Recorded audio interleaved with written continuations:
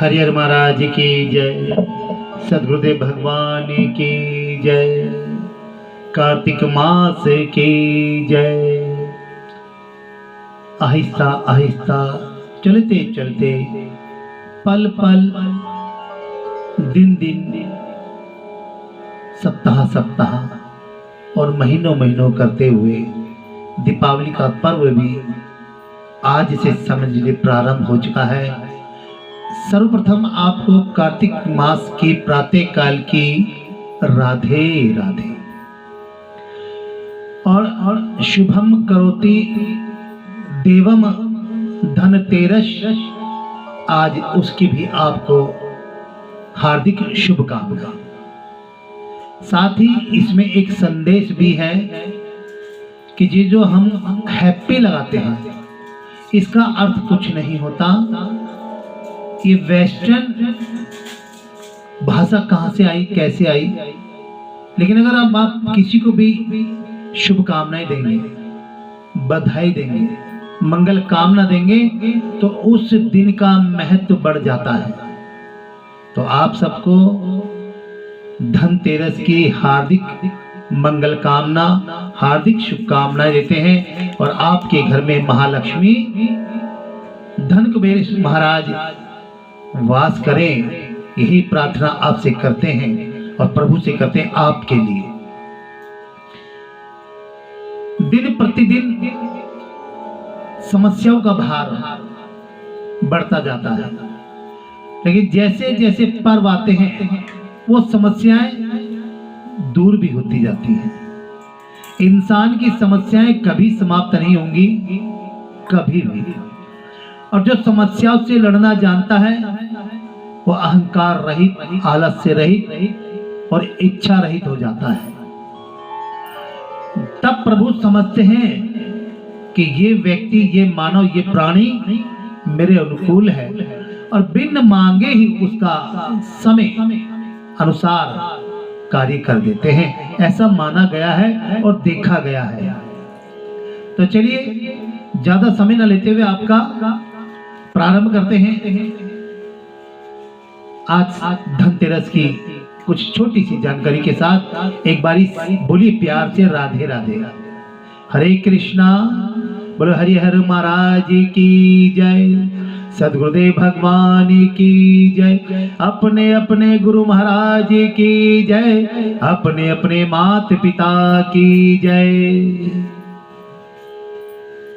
एक बार यमराज ने अपने दूतों से प्रश्न किया, क्या प्राणियों के प्राण हरते समय तुम्हें किसी पर दया भी आती है? यमदूत संकोच में पड़कर बोले, नहीं महाराज, हम तो आपकी आज्ञा का पालन करते हैं, हम तो आपकी आज्ञा का पालन करते हैं, हमें दया भाव से क्या प्रयोजन? यमराज ने फिर प्रश्न दोहराया, संकोच मत करो, यदि कभी कहीं तुम्हारा मन पसीजा है तो निडर होकर कह डालो।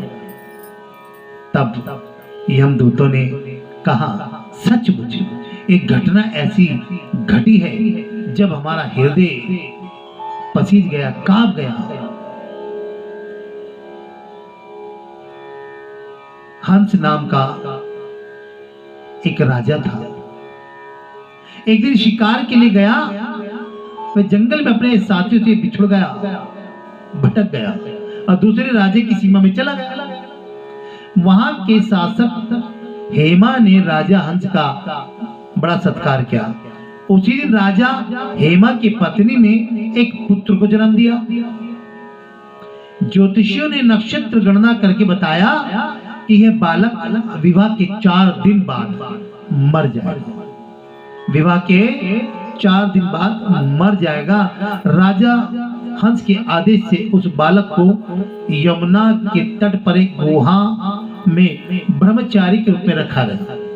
एक दिन राजा हंस की राजकुमारी यमुना के तट पर निकल गई और उसने उस ब्रह्मचारी बालक से गंधर्व विवाह कर लिया।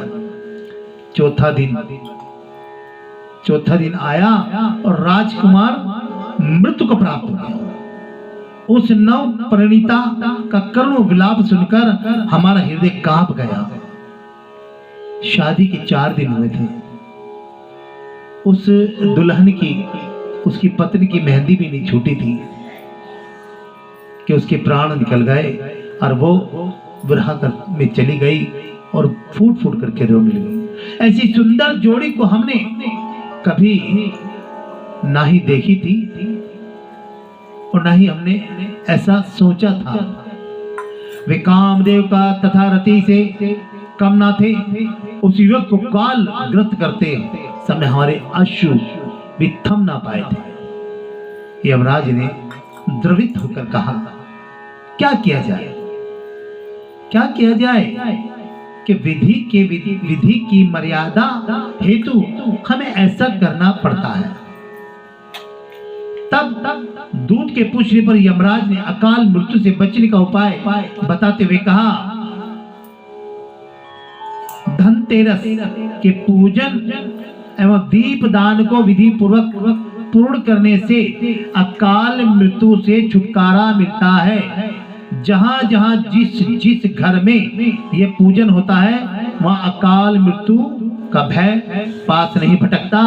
इसी घटना से धनतेरस के दिन धन्वंतरी पूजा सहित दीप दान की प्रथा का प्रचलन हुआ। ये देखिए, और हम धनतेरस को किसी और लेके जा रहे हैं, लेकिन वास्तविकता से हमें समझना चाहिए कि ये घटना क्या है। हमें धन मिल गया और मृत्यु आ गई तो धन का क्या औचित्य बचा। इसलिए अकाल मृत्यु से बचने के लिए धनतेरस का महत्व सबसे बड़ा बताया गया है। उसी के बीच में आती है नरक चतुर्दशी। इस दिन सूर्य उदय के पूर्व उठकर तेल उपटन लगाकर भली भांति स्नान करना चाहिए। इस दिन के स्नान का विशेष महात्म्य है। जो लोग इस दिन सूर्योदय से पूर्व उठकर स्नान नहीं करते, वर्ष भर उनके शुभ कार्यों का नाश होता रहता है। ये बड़ी विशेष बातें हैं और ऐसा हमने देखा भी है। जो व्यक्ति, जो मानव इस दुनिया में है, अगर सूर्य से पूर्व पहले उठता है, वो मान लीजिए सक्षम रूप से प्रभु का भक्त है और अपनी दिनचर्या का पालन करते हुए, अपने सभी कर्तव्यों का पालन करते हुए अपनी उपलब्धियों को प्राप्त करता है। ऐसा माना गया है और ऐसा हम देखते भी हैं। इसलिए सूर्य उदय से पूर्व उठकर स्नान देवताओं से भी बड़ा स्नान मानते हैं और सूर्य देव जब सबके ग्रहों के देव माने जाते हैं, सबसे बड़े माने जाते हैं, संसार को जगाते हैं। यदि कोई उससे पहले उठता है तो सूर्य देव उसको नमन करते हैं, उस व्यक्ति को नमन करते हैं और उसके कार्य को सफलतापूर्वक आगे बढ़ाते हैं। जिस प्रकार से उनको दिखाया गया है 7 घोड़ों पर, तो इंसान के वो 7 इंद्रियों के घोड़े दौड़ने लगते हैं और अपने किसी भी कार्य में वो असफल नहीं होता। ऐसा नरक चतुर्दशी से प्रारंभ करे तो उसके शुभ कार्य बनने शुरू हो जाते हैं। पता नहीं चलता कि वो दरिद्रता को दूर करके एक बहुत अच्छा जीवन जी रहा है। वर्ष भर दुख बीतता है, ये मलिन तथा दरिद्री रहते हैं, लेकिन जो प्रातः काल की इस बेला पर उठ करके अपने दिनचर्या को प्रारंभ करता है और अपने निमित्त जो कार्य है उसको पूर्ण करने का संकल्प लेता है, वो व्यक्ति दरिद्रता के पास कभी नहीं पहुंचता और दरिद्रता कभी उसके पास नहीं पहुंचती। और जिसका संबंध निद्रा से, आसन से है, वो हमेशा दरिद्र रहेगा। ज्ञान से, धन से, बुद्धि से, व्यवहार में, व्यापार में उसकी दरिद्रता उसके साथ रहती है। इसी दिन स्नान आदि से निपटकर यमराज का तर्पण करके 3 अंजलि जल अमृत अर्पित करने का विधान है। इस दिन संध्या के समय दीपक भी जलाए जाते हैं। इसे छोटी दीपावली भी कहते हैं और दीपक जलाने की विधि त्रयोदशी से अमावस्या तक है। ये जो त्रयोदशी है अमावस्या तक है। त्रयोदशी के दिन यमराज के लिए 1 दीपक जलाया जाता है। अमावस्या को बड़ी दीपावली का पूजन होता है। इन तीनों दिनों में दीपक जलाने के कारण यह बताया जाता है कि इन तीनों भगवान वामन ने राजा बलि की पृथ्वी को नापा था। 3 पग लिए थे, वो तीनों दीपक जलाए जाते हैं। राजा बलि पाताल में पहुंचे थे। आज तक पाताल में लक्ष्मी के भाई हैं। अब यहां वास्तविकता देखी क्या है। 3 पग राजा बलि जो दानी थे, वो दान देते हुए अहंकार कर लिया करते, लेकिन फिर भी ऐसा अहंकार नहीं था। वो देते कि मेरे घर से कोई खाली यात्रा नहीं। दैत्य योनियां थी, लेकिन फिर भी प्रभु ने जनमानस के लिए 3 पग बढ़ाए थे। वो राजा बलि थे। दीपावली का महत्व यहां से भी बढ़ जाता है कथा। और तीनों पगों में संपूर्ण पृथ्वी तथा बलि के शरीर को नाप लिया था। जिस धरती पर इंसान रह रहा है, वो धरती जब पग मांग डाले तो उस पग में उसका शरीर भी आ गया। इसलिए त्रयोदशी, चतुर्दशी तथा अमावस्या को लोग यम के लिए दीपक जलाते हैं और जलाकर लक्ष्मी पूजन सहित दीपावली मनाते हैं, जिससे उन्हें यम यातना ना सहनी पड़े, लक्ष्मी जी की सदा उनके साथ रहे, ऐसा माया प्रभाव बनता है। क्योंकि लक्ष्मी को ही माया का है और माया जाल बड़ा भयंकर होता है। इसलिए हमें सदैव अपनी इच्छा अनुसार उस धन का संचय करना चाहिए। ये थी नरक चतुर्दशी और धनतेरस की एक लघु कथा। और आज के दिन मैं आपको एक संदेश भी देता हूँ कि आज के दिन कुछ चीजें होती है जो बड़ी लाभकारी होती है। अपने घरों में लाएं और देखिए शुभ लाभ कमाएं। प्रथम, गणेश लक्ष्मी की मूर्ति या तो धातु में हो या मिट्टी में हो, उसके अलावा कोई ना लाए। ये घर में लाए या फिर झाड़ू इस दिन खरीदे जो लक्ष्मी का प्रतीक है। और ये सभी धर्म समाज में आती है।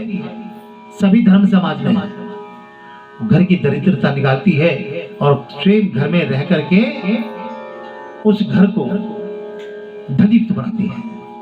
नमक सेंधा, पीली सरसों, ये चीजें इस दिन जरूर लेकर के आए। और हो सके तो छोटी कोड़ी होती है, उसे भी घर में ले। ये 6 चीजें हमने आपको बताई हैं। इन चीजों को खरीदे आज के दिन और देखिए प्रभु कितने प्रसन्न होते हैं। इसी के साथ बोलिए राधे राधे। यहीं पर हम इस कथा की वाणी को विराम कराते हैं, अगली कथा की ओर बढ़ते हैं। बोलिए राधे राधे। बोल बांके बिहारी लाल की जय।